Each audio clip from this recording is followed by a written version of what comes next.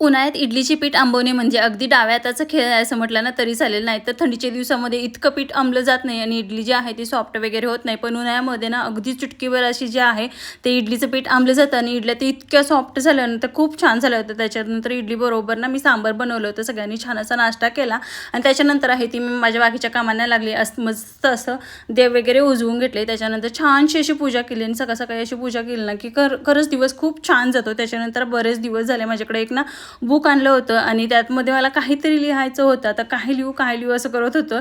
तर मग चला म्हटलं आजपासून त्या बुकचा जो श्री गणेशा करू म्हटलं आणि रोज 10 मिनटं का होईना या बुकमध्ये जे आहे ते आपण असं श्री गणेशाय नमः असं लिहायचं म्हटलं आणि त्यानंतर मग आजपासून मी स्टार्ट केलेली आहे.